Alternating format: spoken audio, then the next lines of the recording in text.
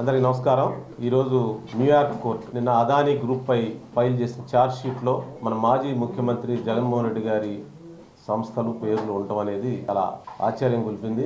జగన్మోహన్ రెడ్డి గారి స్కాముల పర్వం ఇంతకుముందే అంతర్జాతీయ స్థాయిలో ఉంటే ఈరోజు మరింత ఎత్తుకు ఎదిగాడు. స్కాముల్లో భారతదేశాన్ని దాటి ఆసియా ఖండాన్ని దాటి ప్రపంచ ఎల్లలు దాటి అమెరికాను కూడా ఈరోజు జగన్మోహన్ రెడ్డి గారు ఎల్లలు లేకుండా ప్రపంచం మొత్తం కూడా ఆయన యొక్క అవినీతి ఈరోజు ఆశ్చర్యపోతూ ఉన్నారు. ప్రభుత్వాలే యుఎస్ అమెరికా జస్టిస్ డిపార్ట్మెంటే ఈ అదానీ గ్రూపులో జగన్ ఎలా ఆపరేట్ చేశాడు, ఎలా 1750 కోట్ల రూపాయలు ఏ విధంగా కొట్టేశాడు అన్న విషయాన్ని ఈరోజు ప్రపంచం నిర్వేరిపోతూ ఉంది. అంటే ఆంధ్రప్రదేశ్లో భారతదేశంలో ఆంధ్రప్రదేశ్లో ఒక ముఖ్యమంత్రిగా ఉండి ఇంత ధైర్యంగా ఒక సింగిల్ డీల్లో 1750 కోట్లు కొట్టాడంటే అందరూ ఆశ్చర్యపోతున్నారు. పెద్ద పెద్ద దేశాధ్యక్షులు కూడా ఆశ్చర్యపోతూ ఉన్నారు. ఇంకొక కొన్ని దేశాలు అయితే ఇలాంటి వాటికి మరణశిక్షలు ఉంటాయి. మరి మనది ప్రజాస్వామ్య దేశం కాబట్టి ఇంకా ఛార్జ్ షీటు ఇంకా ఇది ప్రొసీజర్ నడుస్తూ ఉంది. అమెరికా కోర్టు అయితే ఆశ్చర్యపోతూ ఉంది. ఒక ప్రభుత్వాలు ఈ విధంగా ఇన్ని వందల కోట్లు ఇంతమంది మదుపుదారులు అంటే చిన్న ఇన్వెస్ట్ చేస్తుంటారు చాలామంది మధ్యతరగతి వాళ్ళు కొద్దిగా ఉన్నవాళ్ళు, ఇంతమంది ఇన్వెస్టర్స్ని ఇంత దోపిడీ చేస్తారా ఆంధ్రప్రదేశ్లో అని ఆశ్చర్యపోతూ ఉన్నారు. దీని మీద ప్రభుత్వాలు వెంటనే చర్య తీసుకోవాలి. దీని మీద ఇలాంటి ఇది సింగిల్ కుంభకోణం, ఓన్లీ సెకీ అంటే అదానీ గ్రూప్ ద్వారా ఒక సెకీ ద్వారా వచ్చినదే 1750 కోట్లు. ఇంకా అదానీ గ్రూప్స్ అనేక పెట్టుబడి పెట్టింది. అన్ని పోర్టుల్లో అదానికి షేర్స్ ఇచ్చాడు జగన్. ఆ షేర్స్లో జగన్కి వాటా ఉంది. అదానీ ప్రతి కంపెనీలో ఆంధ్రప్రదేశ్లో లేకపోతే ఇతర రాష్ట్రాల్లో అదానీ కంపెనీ ఉందంటే ఆ కంపెనీలో జగన్ గారికి వాటా ఉన్నట్టే లెక్క. ముఖ్యంగా ఆంధ్రప్రదేశ్లో ప్రతి పోర్టులో అదానీ గారికి షేర్స్ బలవంతంగా బెదిరించి ఆల్రెడీ ఉన్న కంపెనీని బెదిరించి వాళ్ళు విత్డ్రా చేయించేసి అదానికి పెట్టించాడు, అదానికి కొనిపించాడు. దానిలో జగన్ గారికి షేర్స్ ఉన్నాయి. ఈ విధంగా ఆంధ్రప్రదేశ్లో ప్రతి దానిలో జగన్ గారి షేర్స్ ఉన్నాయి. ఇతర రాష్ట్రాల్లో ఉన్న అదానీ గ్రూప్స్లో కూడా జగన్ గారి సంస్థలకు షేర్స్ ఉన్నాయి. అంటే ఒక రాజకీయ అధికారం ద్వారా ఏ విధంగా దోచుకోవచ్చో అనేది ఒక ప్రపంచాన్ని విస్తుపోయే ఒక కొత్త న్యాయ సూత్రాలని, దోపిడీ సూత్రాలని జగన్మోహన్ రెడ్డి గారు కనిపెట్టారు. ఒక ఆయన జాన్ ఇలియట్ అని ఇంపల్షన్స్ అని ఒక పుస్తకం రాశాడు, ఒక రీసెర్చ్. ఈ రీసెర్చ్లో ఆయన చెప్పాడు అసలు జగన్ గారు ఏ విధంగా చేస్తాడు. Missionary and mining ganglands. Missionary అంటే ఒక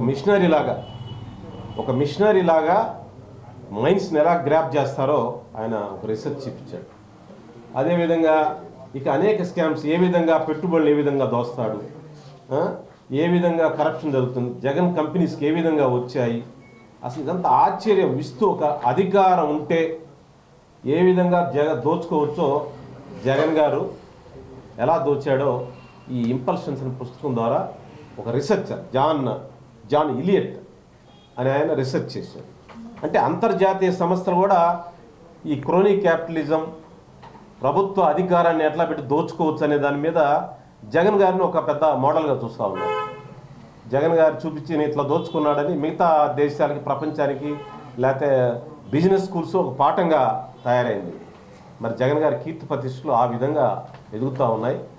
అది మన తెలుగు వాళ్ళం సిగ్గుపడాలని చెప్పి ఈ సందర్భంగా నేను మనవి చేస్తూ ఉన్నాను. అయితే ఇప్పుడు జగన్ గారు ఈ మధ్య నేను విదేశాలకు వెళ్తానంటున్నాడు. జగన్ గారికి నిజంగా ధైర్యం ఉంటే ఇప్పుడు అమెరికా వెళ్ళమని చూద్దాం, తిరిగి వస్తాడేమో ఈ కేసులో. ఇప్పుడు లండన్ వెళ్ళమండి, తిరిగి వస్తాడేమో చూద్దాం. ప్రపంచం అలర్ట్ అయిపోయింది. ఒక వ్యక్తి ముఖ్యమంత్రిగా ఉంటే ప్రపంచాన్ని ఎలా భయపెట్టాడో, అంటే ఎట్లా దోచుకున్నాడో, ఏదో తగ్గులు పిండారీలని విన్నాం. అంటే వాళ్ళు ముసుగులు వేసుకొని వచ్చి, గుర్రాలు వేసుకొని వచ్చి ఆలీబాబా వీళ్ళంతా ఒక స్టైల్లో చేస్తారు. అట్లా ఇప్పుడు అధికారంలో ఉండి రాజ్యాంగ ప్రకారం ఎలక్ట్ అయ్యి ప్రజాస్వామ్యం ద్వారా ఎలా దోచుకోవచ్చో జగన్ ప్రజాస్వామ్యాన్ని భయపెట్టాడు. జగన్ చట్టాన్ని భయపెట్టాడు. జగన్ ఇంత బరి తెగించిన తను ప్రపంచంలో బహుశా ఏ రాజకీయ నాయకులు ఉందో లేదో నాకు తెలియదు. ప్రజాస్వామ్య దేశాలు ఉంటే ఎక్కడన్నా నియంతృత్వ దేశాలు ఉందో నాకు తెలియదు. ప్రజాస్వామ్య దేశాలు ఈ బరితెగింపు, ఈ ధైర్యం ఎక్కడా లేదు. అంటే ప్రజాస్వామ్యం అంటే గేలి, చట్టం అంటే గేలి లెక్కలేదు. అంటే ఈ జస్ట్ కేర్లెస్ అనమాట. మరి ఆయన ఈ జగన్ టైంలో జరిగిన ఒప్పందాలన్నీ రివ్యూ చేయాలని డిమాండ్ చేయాలి. Not only electricity, mines, everything ప్రతిదీ రివ్యూ చేయాలి. అదాని ఉన్నాడంటే అక్కడ జగన్ ఉన్నాడు, జగన్ది అనుకోవాలి, అది అదానిది కాదు. మన రాష్ట్రంలో అదాని పేరుకే ఉంటుంది కానీ మొత్తం జగనే, అవన్నీ అన్ని జగనివి అవన్నీ కూడా. అందువల్ల ఆ విషయాలను రివ్యూ చేయాలని చెప్పి నేను కోరుతా ఉన్నాను. మన ఆంధ్రప్రదేశ్ కుంభకోణాల చరిత్రని అంతర్జాతీయ స్థాయి తీసుకెళ్ళినందుకు రాష్ట్ర అసెంబ్లీలో జగన్ గారికి సన్మానం చేయమని చెప్పి నేను అసెంబ్లీకి స్పీకర్ గారికి విజ్ఞప్తి చేస్తాను. మన రాష్ట్ర పరువు తీసి మనల్ని గేలి చేసి ప్రజాస్వామ్యాన్ని ఆటబట్టించిన జగన్మోహన్ రెడ్డి గారికి మరి ప్రజాస్వామ్యం ఇలా దుర్మార్గం చేయవచ్చా, ఇలా దోచుకోవచ్చా అని చేసినందుకు ప్రపంచ రీసెర్చ్లు కూడా, యూనివర్సిటీలు కూడా భయపడుతున్నాయి. ఆ క్రోనీ క్యాపిటలిజం తారాస్థాయిలో చేసిన జగన్మోహన్ రెడ్డి గారి దోపిడీని ఒకసారి అసెంబ్లీకి పిలిపించి ఆయన్ని సత్కారం చేయమని అసెంబ్లీ సభ్యుల్ని కోరుతా ఉన్నాను. అదేవిధంగా ప్రజాస్వామ్యాన్ని జగన్ ఛాలెంజ్ చేస్తూ ఉన్నాడు, చట్టాన్ని జగన్ గారు ఛాలెంజ్ చేస్తూ ఉన్నారు. ప్రజాస్వామ్యాన్ని, చట్టాన్ని మీ ఇష్టం ఏం చేస్తారో చేసుకోండి అంటున్నాడు. అసెంబ్లీకి రాను, ఏం చేస్తారో చేసుకోండి. నేను ఇంట్లో కూర్చొని అసెంబ్లీ చేస్తాను, ఏం చేస్తారో చేసుకోండి. ఇక నేను దోపిడీ చేశాను, ఏం చేస్తారో చేసుకోండి అన్నట్టుగా ఉంది. అందువల్ల ఇప్పుడు కనుక ఈ దోపిడీని కనుక వెలికి తీసి అతని చట్టం ముందు నిలబెట్టకపోతే మన చట్టబద్ధ పాలనకే అగౌరవం, ప్రజాస్వామ్యానికే అగౌరవం. కేవలం రాజకీయాన్ని అంటే ఆ జగన్ గారికి రాజకీయం అంటే వ్యాపారం, డబ్బు సంపాదించడం. ఏదో విధంగా అధికారం వస్తే దాని ద్వారా దోచుకోవచ్చు అనే ఒక సూత్రం. రాజకీయం అంటే వ్యాపారంగా మార్చిన ఏకైక రాజకీయ నాయకుడు ప్రపంచంలో ఒక జగన్మోహన్ రెడ్డి గారు మాత్రమే, ఇంకెవరూ లేరు. మరి ఆ స్థాయిలో ఆయన ఏం చేస్తాడు? అధికారం ఉన్నప్పుడు మజ్జిగేమో ప్రజలకు పంచుతాడు, మేగడేమో తన ఇంటికి తీసుకెళ్తాడు. దోపిడీ అదనమాట. ప్రజలకి ఏంది, నేను మజ్జిగ ఇచ్చా కదా, అందరికి మజ్జిగ పోసా కదా అంటాడు. మజ్జిగేమో ప్రజలకి, మేగడేమో తన ఇంటికి. ఇంత బరితెగింపు, ఇంత దోపిడీ ఎక్కడ చూడలేదు. ఈరోజు జాతీయ పత్రికలు ఆయన గారి నిర్వాహకం గురించి, అంతర్జాతీయ పత్రికలు, జాతీయ పత్రికలు, హిందూ లాంటి పత్రిక వారి ఫోటో వేసి ఏ విధంగా దోచుకుందో హిందూ లాంటి పత్రిక రాసింది. ఇది వాళ్ళు రాసినమంటే వాళ్ళు అంతర్జాతీయ కోర్టులో వేసిన, న్యూయార్క్ కోర్టులో వేసిన ఛార్జ్ షీట్లో ఇవన్నీ ఉన్నాయి. ఈయన గారి నిర్వాహకం ఉంది. ఆ నిర్వాహకాన్ని హిందూ పేపర్ కూడా రాసింది. హిందూయే కాదు, మనకు హిందూ దొరుకుతుంది కాబట్టి పెట్టి అన్ని జాతీయ మీడియా అంతా కూడా ఈరోజు జగన్ గారి యొక్క స్టైల్కి వాళ్ళు నివ్వెరపోతూ ఉన్నారు. వాళ్ళు ఏంటి దుర్మార్గం, ఇలా చేయొచ్చా? ఆయన అంటుంటాడు ప్రతిసారి, పైనున్న దేవుణ్ణి కింద ఉన్న ప్రజలు నమ్ముతానని. ఈ దోపిడీలో 1700, ఈ సింగిల్ దోపిడీలో ఓన్లీ సెకి, అదాని, సెకి, ఆంధ్రప్రదేశ్ ప్రభుత్వం ఈ 3 కుంభకోణంలో 1750 కోట్లు సింగిల్ డీల్లో కొట్టాడు.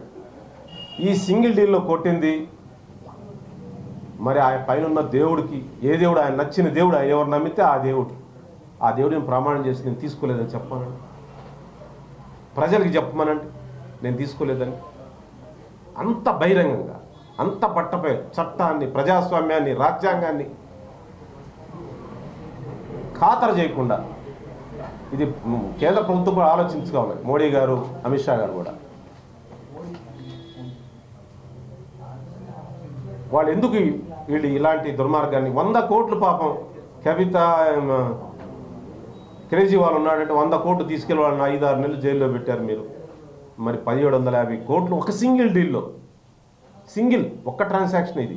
ఇలాంటివి చాలా ఉన్నాయి. ఇన్ని వేల కోట్లు దోస్తే అతని ధైర్యం ఏంటి?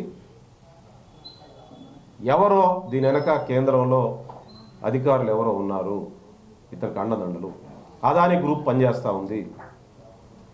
అతను ధర్నా చేశాడు ఢిల్లీలో, రాష్ట్రంలో లా అండ్ ఆర్డర్ బాగాలేదని. ప్రభుత్వం వచ్చిన 3 నెలలకి, 2 నెలలకి, 4 రోజులకి. ఆ ధర్నా టైంలో కూడా ఈ అదానీ గ్రూపు, దానికి సంబంధించిన అధికారులు కొంతమంది జగన్ గారికి అక్కడ ఫెసిలిటేట్ చేశారు. అక్కడ ధర్నా జరుపుకోవడానికి కేంద్ర ప్రభుత్వ అధికారులు కొందరు సహకరించారు. ఇది నా ఆరోపణ కాదు, ఇది నా ప్రూఫ్. ఇది కావాలంటే దాని మీద విచారణ ఆర్డర్ చేయండి. జగన్కి అదానీ గ్రూప్తో ఎలాంటి బలమైన సంబంధాలు ఉన్నాయి, అదానీ గ్రూప్తో పాటు కేంద్ర ప్రభుత్వంలో ఉన్న అధికారులు కొందరు ఏ విధంగా సహకరిస్తున్నారంటానికి గ్లేరింగ్ బట్టబయలైన ఎగ్జాంపుల్ ఆ ధర్నాలో అంతా ఆపరేట్ చేసింది కొందరు అధికారులు, అదాని గ్రూపే అతను ఫెసిలిటేట్ చేసింది. కేంద్ర ప్రభుత్వం ఏం మాట్లాడకుండా నోరు మూయించింది వాళ్ళే. అంతగా బలమైన సంబంధాలు ఉన్నాయి. అంటే మొత్తం దోపిడీలో, జగన్ దోపిడీలో కేంద్రంలో ఎవరో అధికారులు ఇతనికి సహాయం చేస్తున్నారు. ఆ అధికారుల మీద విచారణ జరపాలి. అతను అందుకనే గతంలో 12 కోర్టు కేసులున్నా, సిబిఐ కేసులున్నా, ఈడీ కేసులున్నా జాన్దేవ్ లెక్క కూడా లేదు అతనికి. ఎందుకంటే ఆ కేంద్రంలో అతను కొందరు అధికార యంత్రాంగం అతనికి సపోర్ట్ ఉంది. అదేవిధంగా బెస్ట్ ఎగ్జాంపుల్ ఇగో సఖీ కేసు. ఈరోజు యుఎస్ కోర్టు న్యూయార్క్ కోర్టు 1750 కోట్లు జగన్ కొట్టాడని చెప్పి డైరెక్ట్గా డాక్యుమెంట్స్ పేరుతో సహా మెన్షన్ చేశారు. దీన్ని ఎవరు కాపాడుతున్నారు? అదానీ గ్రూప్ అంటే ఆంధ్రప్రదేశ్లో జగనే, ఇంకా వేరే లేదు. అదానీ గ్రూప్ అని మీరు ఏదో అంబానీ అని అదానీ అనుకోవద్దు. మీరు అదానీ గ్రూప్ పోర్టులు, మైన్స్, ఎలక్ట్రిసిటీ, ఇది మన సోలార్ ఎనర్జీ, అదానీ గ్రూప్ పెట్టుబడి అని ఉత్త గోల ఏం లేదు. పెట్టుబడులే పాడలేవు. అదానీ గ్రూప్ అంటే జగన్ దోపిడీ గ్రూపులు అని అర్థం. పేరు అదానీ ఉంటుంది అంతే, అగ్రిమెంట్ చూడటానికి. దాంట్లో మొత్తం షేర్స్ జగన్ గారే. ఇంత దోపిడీ, ఇంత బట్టబయలుతనాన్ని అమెరికాతో పాటు ప్రపంచమంతా నివరిపోతూ ఉంటే మన భారతీయ ప్రజాస్వామ్యం ఇన్ని కోట్ల మందికి మన నాయకత్వం ఇచ్చే ప్రజాస్వామ్యం మరి 75 సంవత్సరాలైంది రాజ్యాంగం వచ్చి, రేపు 75వ సంవత్సరాన్ని 26వ తారీఖు జరుపుకోబోతున్నాము. రూల్ ఆఫ్ లాకి, చట్టబద్ధ పాలనకి, ఈ దోపిడీకి అంతం పలకపోతే, రూల్ ఆఫ్ లాకి వాల్యూ తేకపోతే మరి సామాన్య మానవుల పరిస్థితి ఏంటి? ఇన్ని వేల కోట్లు దోస్తే ఏమీ మాట్లాడకపోతే, నిబర్పు కాముకుంటే ప్రజలకు ఏం సంకేతాలు ఇస్తున్నట్టు? ఈ దొంగలకు ఏం భయం ఉంటుంది? దోపిడీకి ఎలా ఆగుతుంది అనేది కూడా దేశంలో ఉన్న వాళ్ళంతా, దేశభక్తులంతా ఆలోచించారు. పార్లమెంట్లో చాలామంది దేశభక్తులు ఉన్నారు. బీజేపీలో చాలామంది దేశభక్తి కోసం మాట్లాడుతూ ఉంటారు. వాళ్ళంతా దీని మీద పార్లమెంట్లో రేపు రేజ్ చేయాలి. దేశభక్తి అంటే ఈ దోపిడీని అరికట్టడం కాదా?